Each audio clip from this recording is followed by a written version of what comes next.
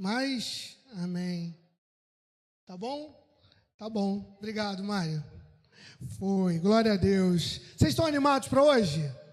Estão animados porque Deus tem para falar para a sua igreja hoje? Eu estou muito animado. Eu começo sempre falando isso, né? Estou muito animado. Por quê? Porque nós precisamos entender que a cada palavra é uma oportunidade que Deus está nos dando, amém? Vira um pouquinho. Isso. Senão eu vou fazer igual a pastora Juliana, vai lá fazer trovoada, vamos. Vocês vão ficar com medo. Então nós vamos ter hoje uma palavra que o Espírito diz à igreja, amém? Você crê que a palavra de Deus, ela é vida, amém? Nós já escutamos, até o pastor Bruno dá um exemplo muito interessante e profundo, né? Quando ele fala assim, quando a gente fala que a palavra tem vida, ela tem vontade. Por quê? Porque ela vai atingir aquele coração. Então, é a mesma coisa você tem vontade, sim ou não? Você tem vida, você tem livre-arbítrio, você escolhe. Olha, não é só a pastora Juliana não, aí. Glória a Deus. Até... Então, o que acontece?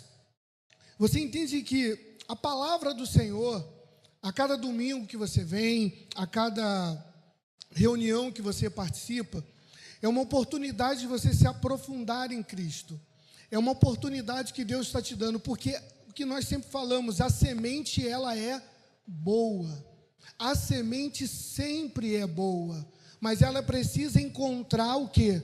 Um coração que seja uma terra fértil, que esteja disposto a frutificar. A frutificar. Quase que eu falei igual Cebolinha, né? Falei frutificar. A frutificar. Então, nós precisamos entender isso, que a palavra e vir na casa do Senhor nunca é mais um culto, ou nunca é mais um domingo. Da mesma forma, quando você deixa de vir, não é um domingo que eu precisei faltar. Não, é uma medida de Cristo que você precisa entender. Claro, tem situações que acontecem que você não tem jeito. É trabalho, às vezes uma pessoa doente, você tem que cuidar, amém. Mas existe um culto que é gravado e fica disponível numa plataforma para você assistir posteriormente. Por quê? Porque a cada domingo, a cada culto, é uma palavra que vai se completando uma outra. E nós precisamos entender que nessa casa, nós estamos começando em uma nova estação. Nós estamos começando uma nova estação. Eu gostaria que você abrisse a sua Bíblia em Romanos 8.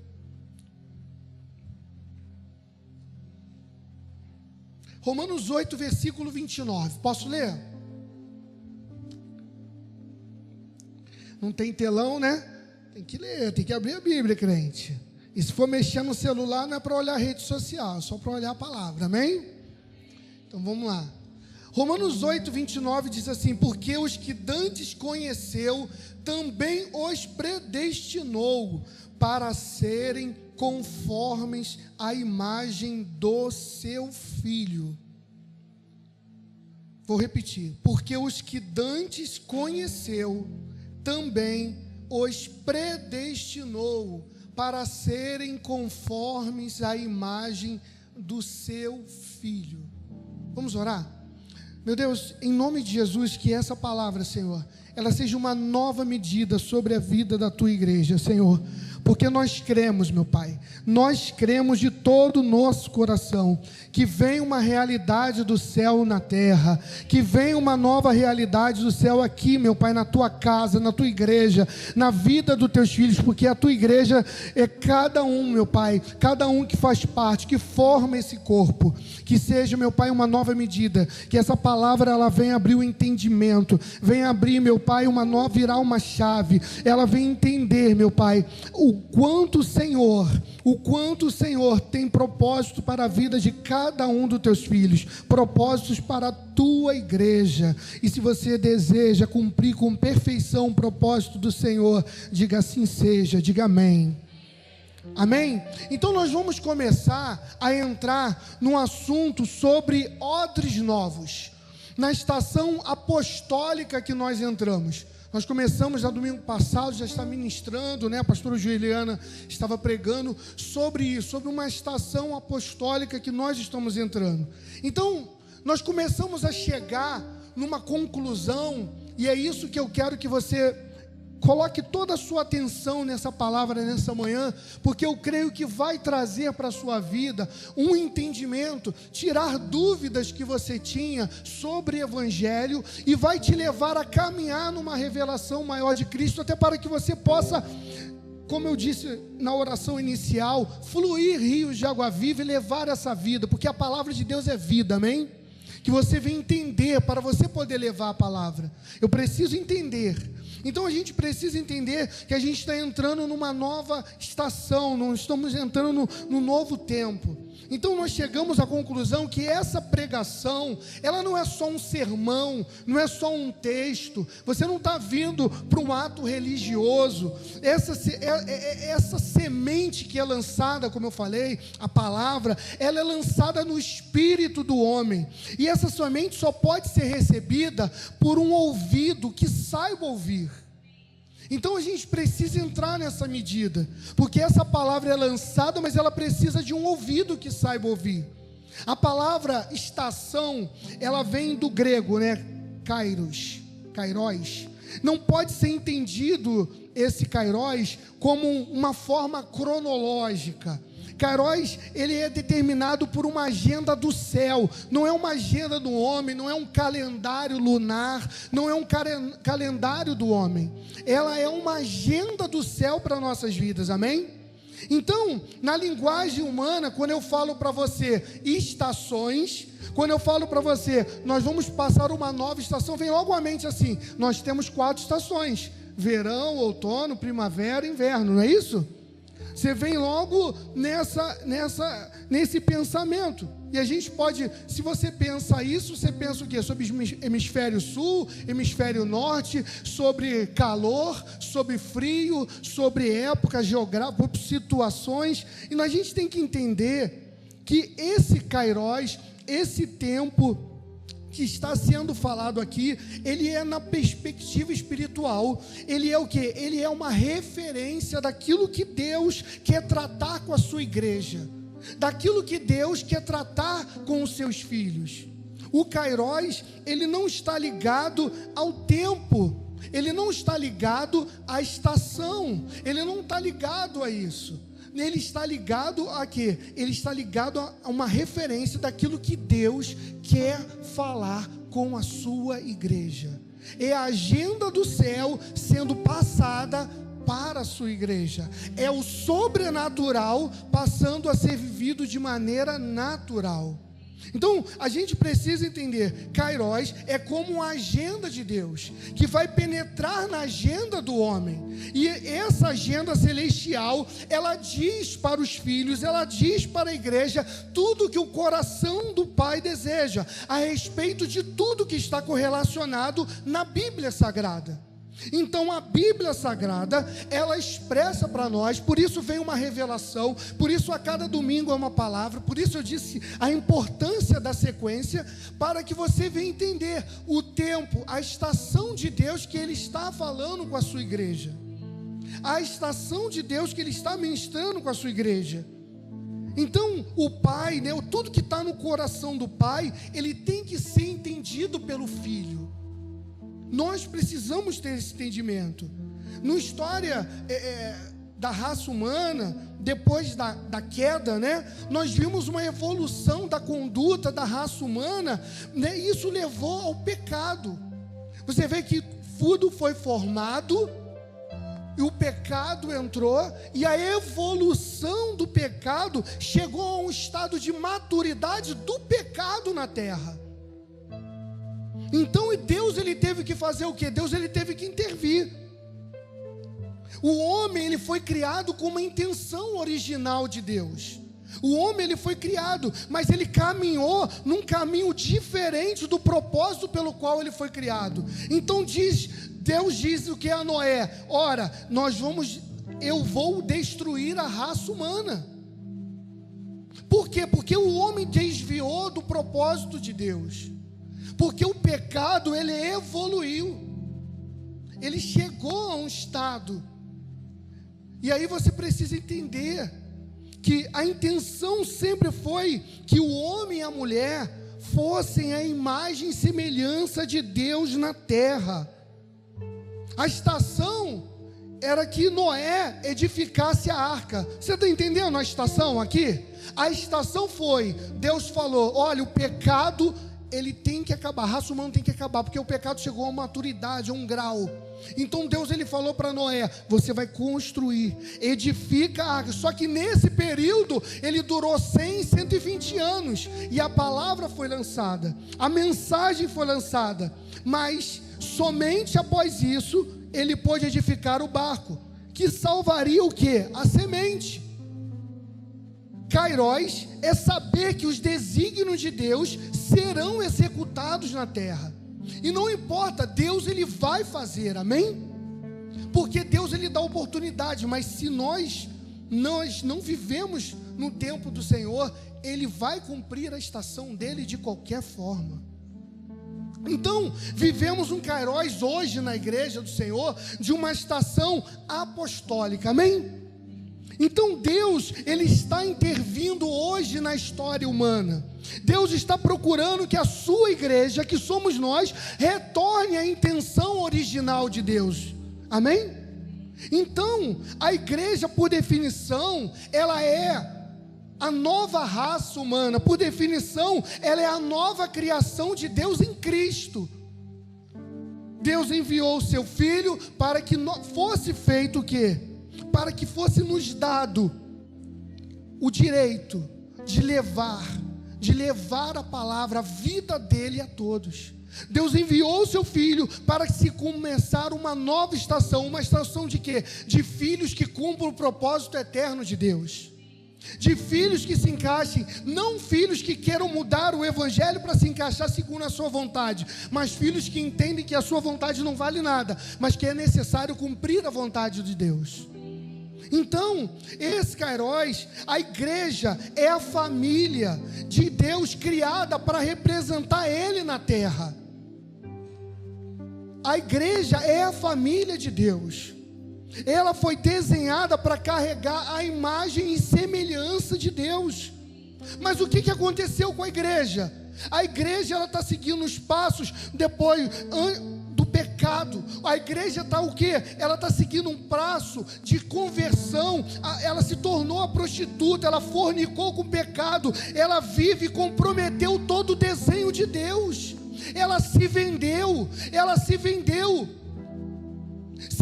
para as riquezas, se vendeu para pregar um evangelho raso e levar as pessoas só a lotar templos, mas não se converterem, não negarem a si mesmo. A igreja, ela convive com o pecado e infelizmente existe aquela palavra do não tem nada a ver. Nós precisamos entender que a palavra do Senhor diz é sim ou não, sim, sim, não, não. É cumprir com exatidão aquilo que Ele nos orienta. O problema é que nós precisamos estar comprometidos com aquilo que Cristo quer. Ele está à procura de uma igreja que queira cumprir com perfeição tudo aquilo que Ele desenhou no original.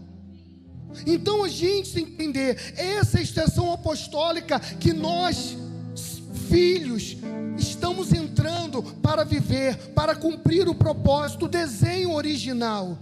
Nós vemos na história da igreja, nos movimentos, nas reformas. Se você for olhar, depois do século XX da reforma, teve um movimento pentecostal, depois ele teve um movimento carismático, e agora nós estamos entrando numa estação apostólica.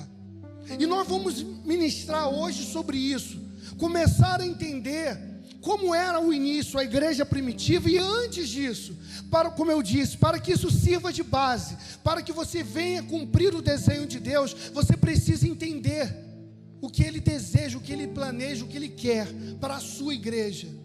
Então, a igreja primitiva, ela nasce, e quando a igreja primitiva nasce, após, a ressurreição de Cristo, ele deixa a igreja primitiva e os apóstolos começam a levar, e a igreja começa a caminhar a passos largos, amém?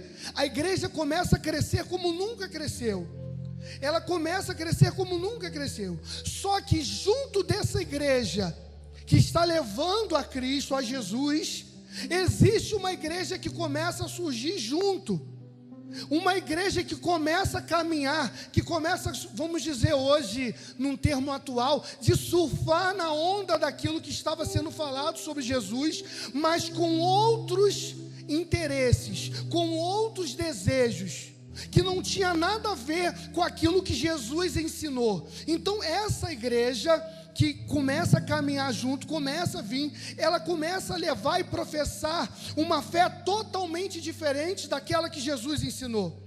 Então, essa palavra apostólica, essa palavra dos apóstolos, e entenda que a palavra apostólica, ela vem e surge naquela época um credo apostólico, que não era da igreja de Cristo. E aí eu quero que você preste atenção, porque aí entra a igreja romana.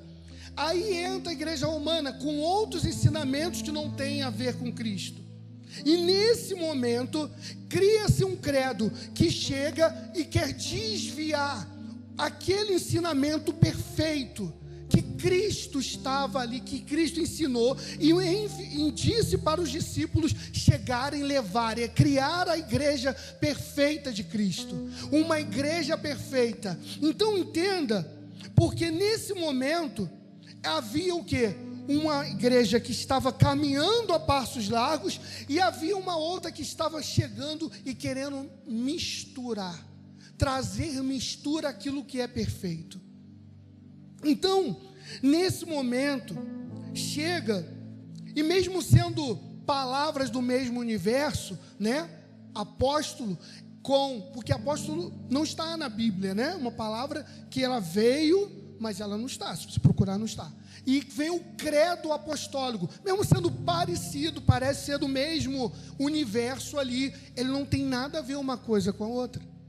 Então entenda que eles criaram um conceito para chegar e desviar a atenção daqueles que se convertem, e assim até hoje, para que se desvie a sua atenção daquilo que é importante, daquilo que é a mensagem de Cristo.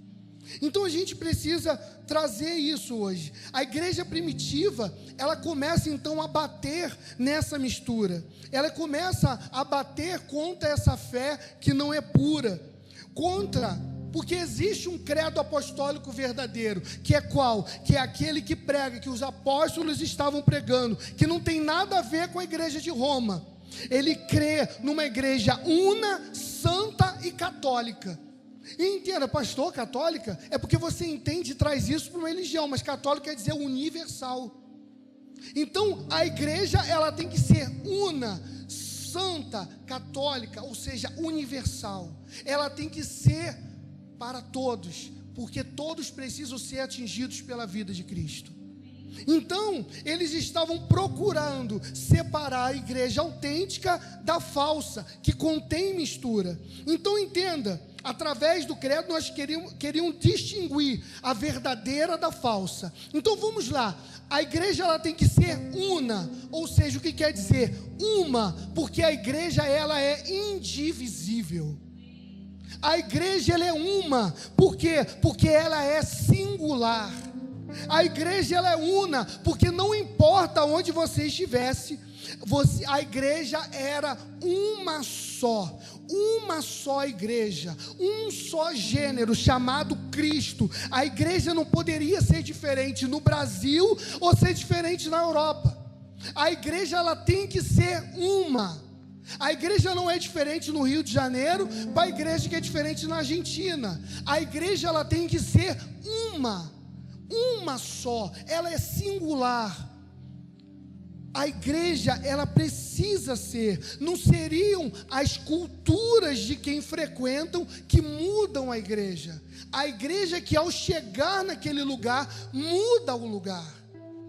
Não é a igreja que tem que se converter à cultura local. A igreja leva a Cristo e o local se converte a Cristo. Entendeu? Então nós precisamos trazer isso. Por exemplo, eu vivo no Brasil e eu vou passar uma temporada nos Estados Unidos, eu vou na Europa. Amém? Glória a Deus. Então, você vai levar a palavra de Deus. Você quer aonde? Nova York? Tá bom para você? Não, vou te mandar lá para a Ásia, para a Coreia, igual o pastor fala, né? Lá onde persegue. Quem alguém quer ir para a Coreia do Norte? Lá até a bala é cobrada depois. Mas entenda, você pode ir para qualquer lugar, mas aonde você vai é um com Cristo. Aonde você vai levar um evangelho perfeito. Porque a igreja é una, ela é singular. Não importa, você tem que ser um com Cristo. Não importa a cidade, não importa a casa, não importa, você é um com Cristo.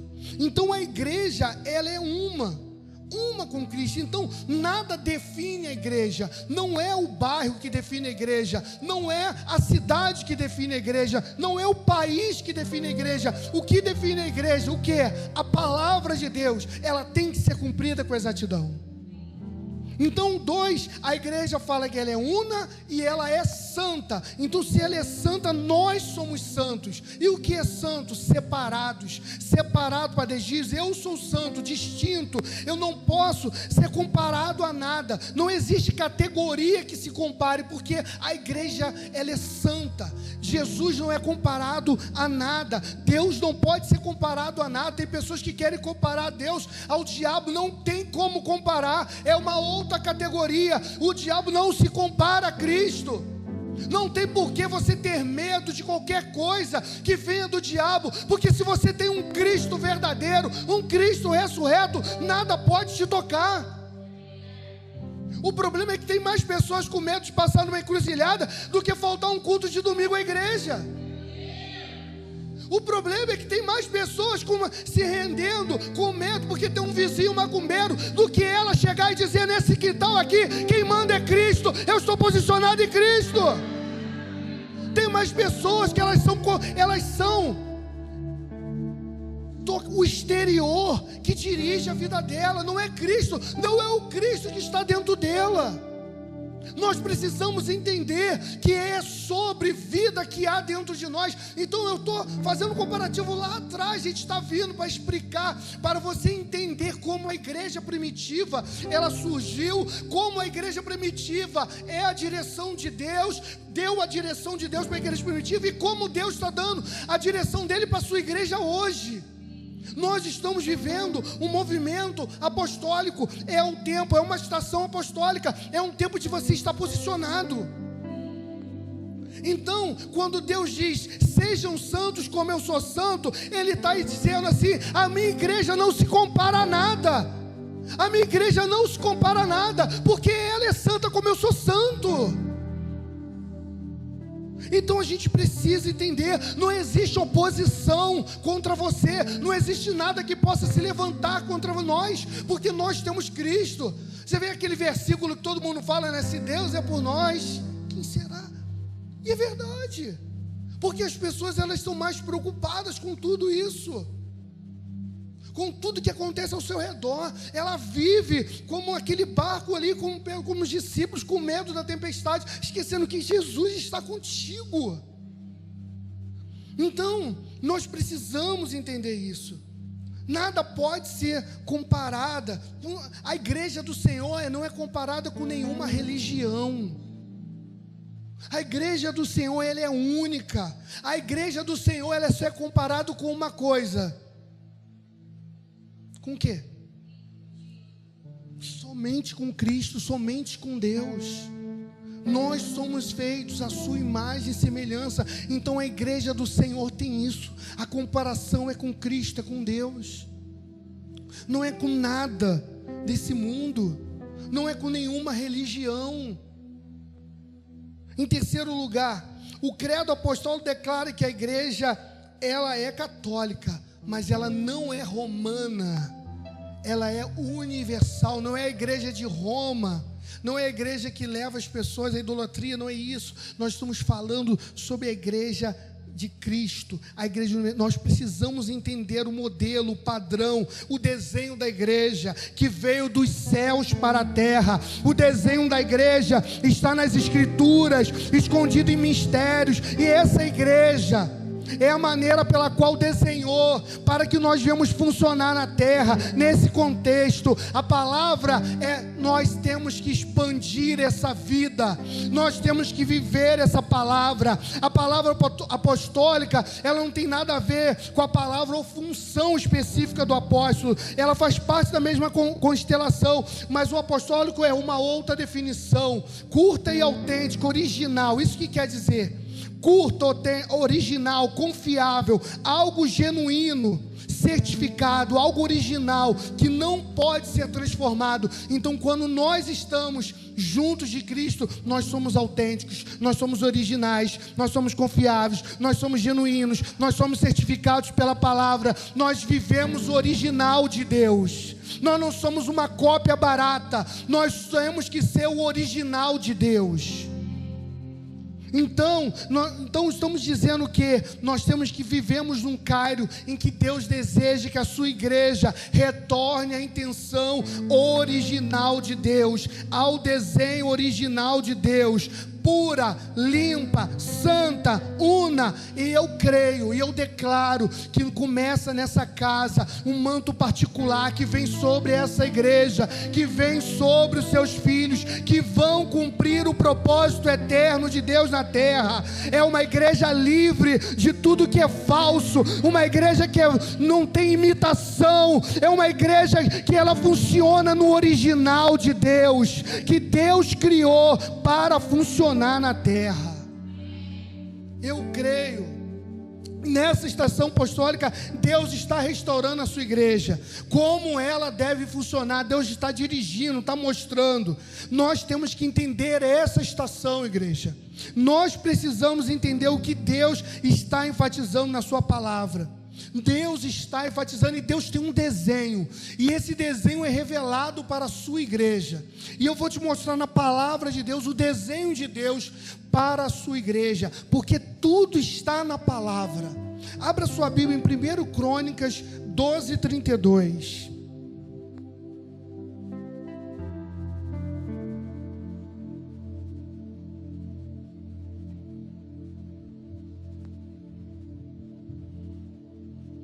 Posso ler? Crônicas. Fala sobre os filhos de Issacar. O versículo diz assim: e dos filhos de Issacar, 200 de seus chefes, destros no conhecimento dos tempos, para saberem o que Israel deve fazer. E todos seus irmãos seguiam suas ordens. Esses filhos de Issacar, eles eram dirigidos, eles entenderam. A palavra diz que eles eram destros, que eles tinham habilidades do conhecimento do tempo de Deus. Ou seja, eles entendiam sobre as estações de Deus, sobre a estação que Deus dirigia.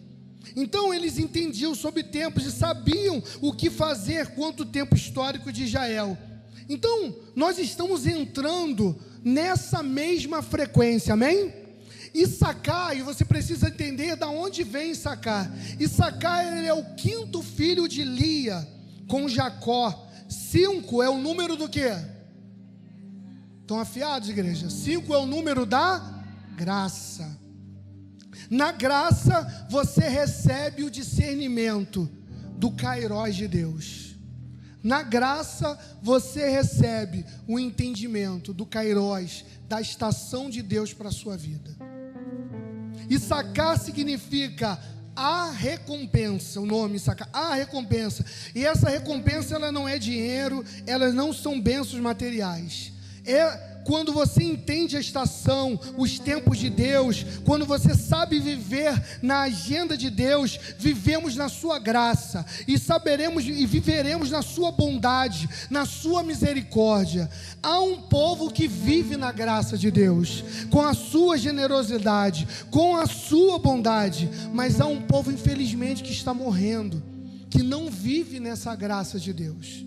A gente precisa começar a entender qual é o propósito de Deus. Então veja que Deus, Ele levanta Issacar, essa tribo, que vem do filho de Lia, o quinto filho de Lia com Jacó, que vem pela graça. Gênesis 49, 14, fala assim: Issacar é um jumento forte, deitado entre dois fardos, e viu ele que o descanso era bom e que a terra era deliciosa, e curvou seu ombro para carregar, e se tornou servo em tributo. Issacar é como um jumento pelo qual Deus ele traz a paz e a restauração à terra. Será que você lembra de outro jumentinho na Bíblia? Será que você lembra de outro jumentinho? Será que você começa a entender sobre a graça de Deus? Será que você começa a entender que eles foram encomendados para entrar em Jerusalém carregando Jesus e trazer uma redefinição, uma restauração para o templo, sem que fosse mais o templo um comércio, sem que o templo mais estivesse desviado de falar sobre o Pai, mas viver sobre comércio, quando Jesus chegou e precisou limpar o templo? Será que você começa a entender que Deus ele quer um novo tempo sobre a sua casa? Então, entenda, para que se convertesse num portal entre o céu e a terra, para que a igreja ela não fosse mais um mercado, para que o templo fosse um portal entre os céus e a terra, Jesus ele entrou em Jerusalém no jumento, e Issacar representa isso. Então você veja que a revelação de Cristo, ela está em toda a palavra. Então entenda, ele entrou com o jumento, e o jumentinho nessa estação apostólica, ele busca os filhos de Issacar, os que carregam o propósito eterno, de entrar dentro desse contexto exato. A tribo de Issacar, ela foi posicionada, sabe aonde a tribo de Issacar foi posicionada?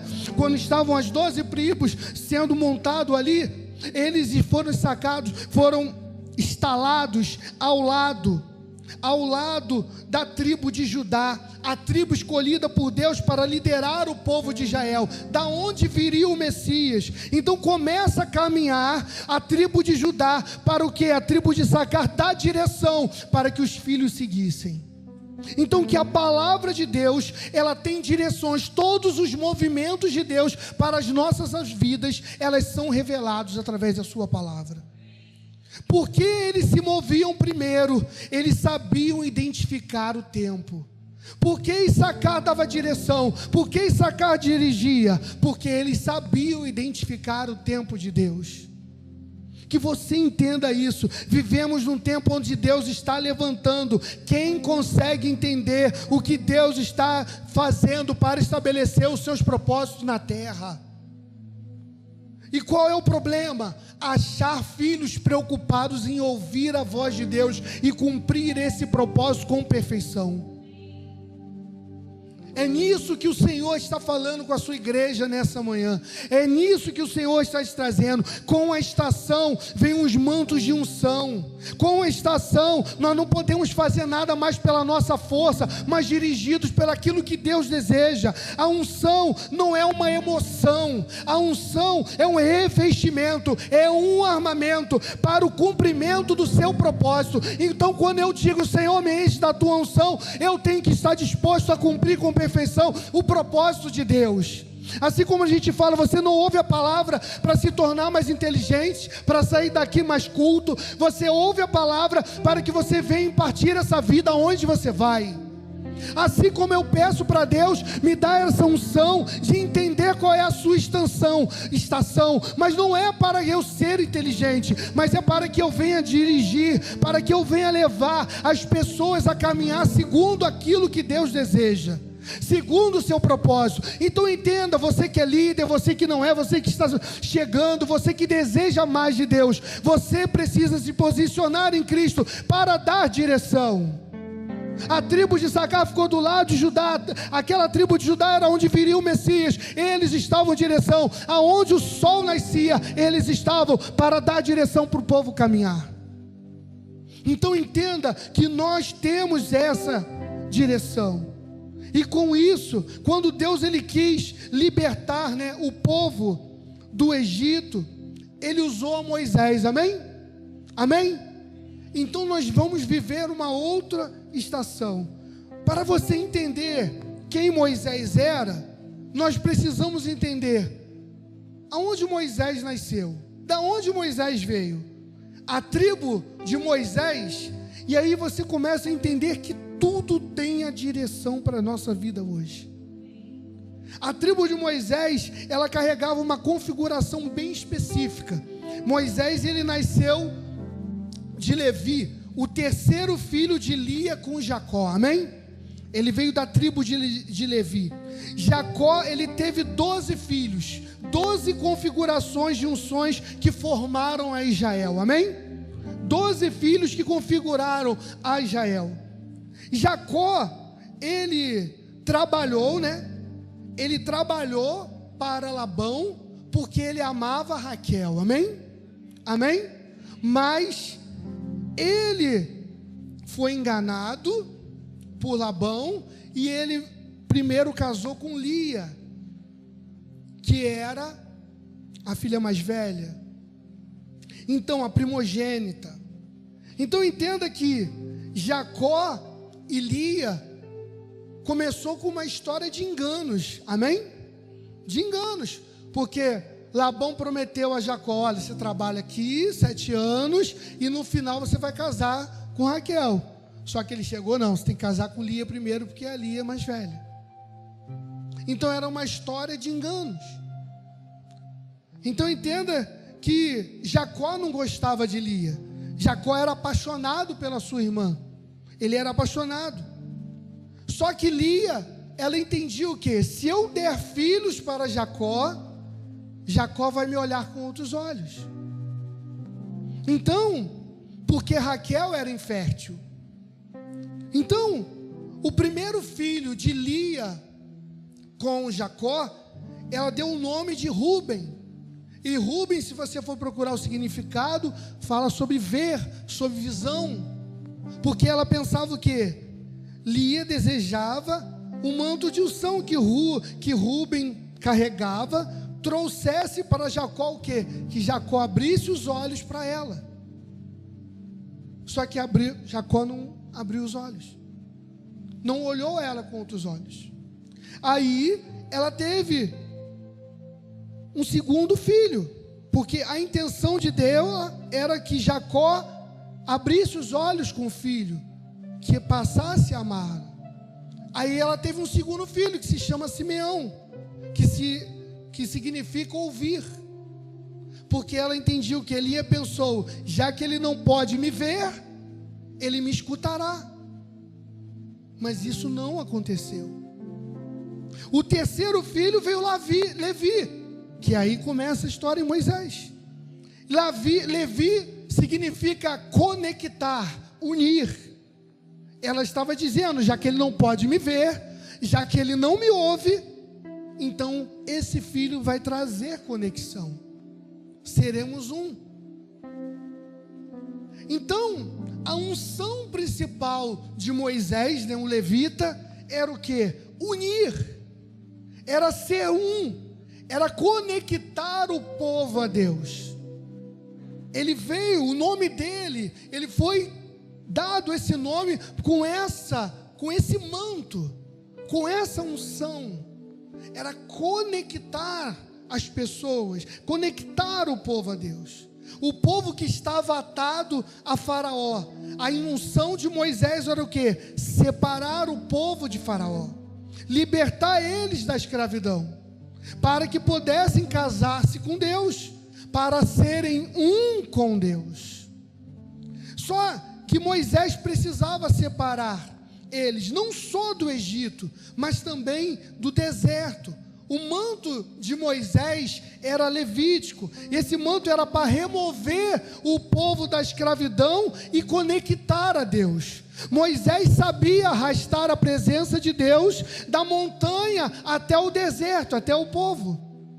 Só que Moisés, ele tinha essa sabedoria, essa tecnologia de trazer a presença de Deus. Ele conseguiu trazer a presença de Deus, mas em um ecossistema, para que não somente vivessem no deserto, mas numa casa, numa unção, que pudessem habitar no tabernáculo de Deus, amém?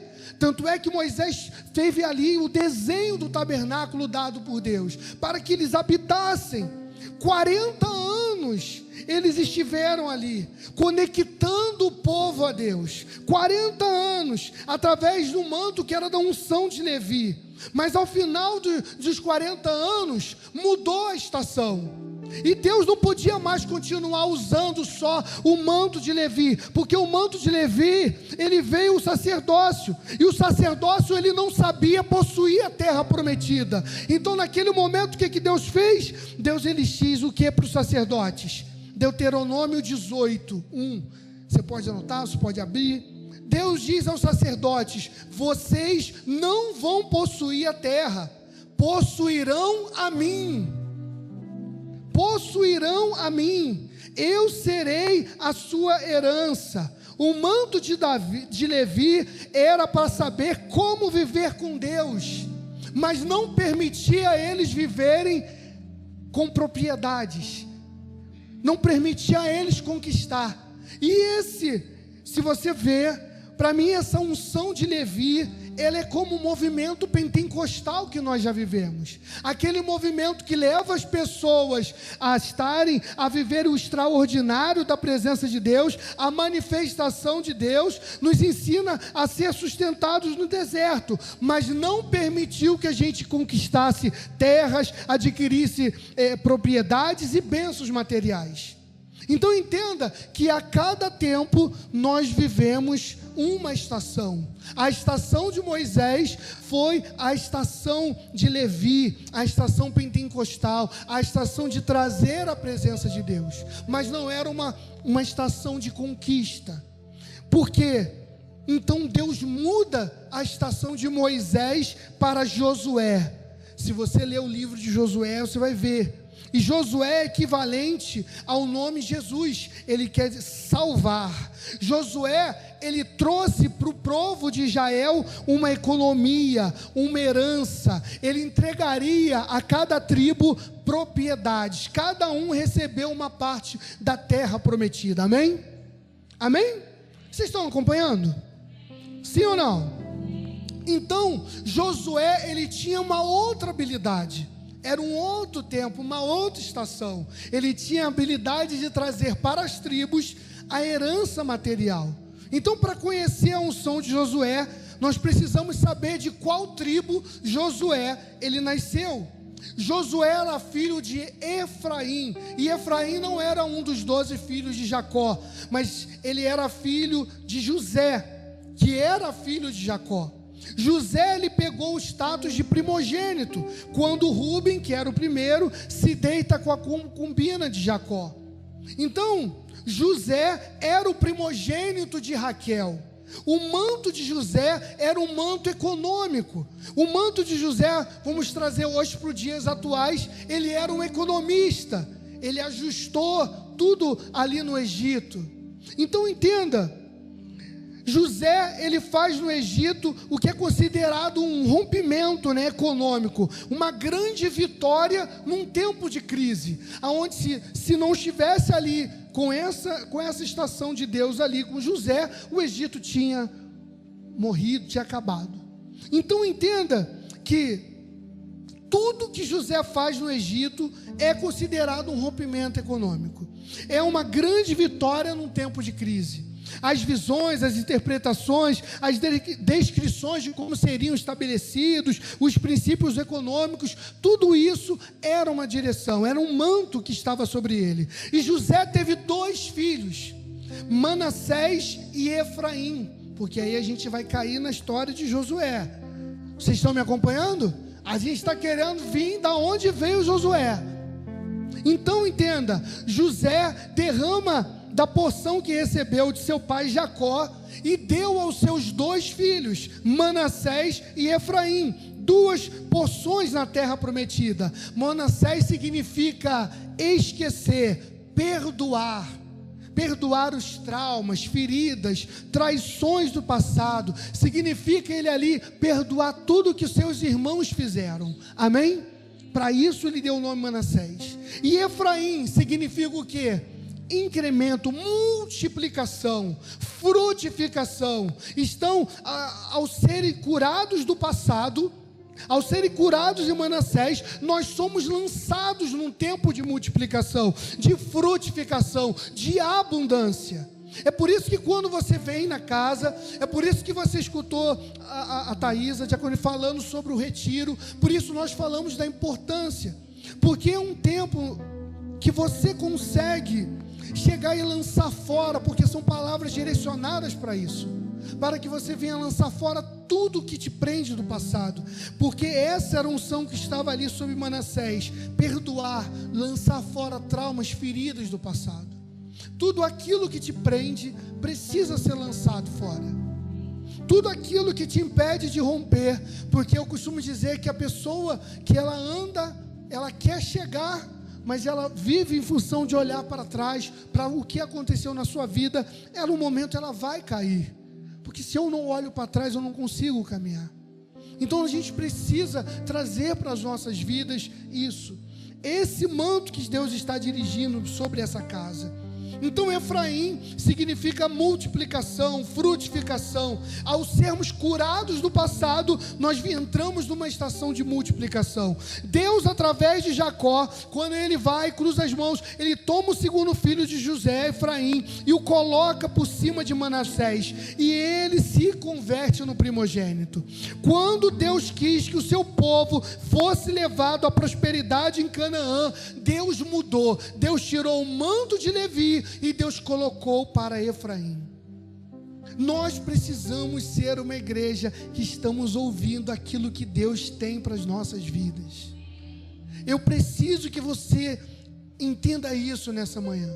A estação que Deus está trazendo para a sua vida é uma estação nova. Deus, ele mudou o manto, ele tirou de Levi para Efraim, porque era tempo de haver. Josué veio de Efraim, um guia que leva o povo à prosperidade, em vitória, ao rompimento, a tirar a infertilidade, passar a fazer aquela terra fértil, a aquisição da herança de Deus. Olha que Josué, ele teve 30 anos na liderança. Josué teve ali. Israel conquista as cidades. Josué levou o povo à prosperidade. Josué trouxe as pessoas à herança. Mas só que Josué nunca edificou um templo. Josué nunca edificou um templo. Ele não unificou o povo na mentalidade. Ele não tinha uma mentalidade de reino. Cada tribo vivia na sua tribo. O manto sobre Josué pode ser comparado à estação carismática. A estação carismática que já vivemos. Ele traz prosperidade, mas ele não ensina como edificar um templo. Ele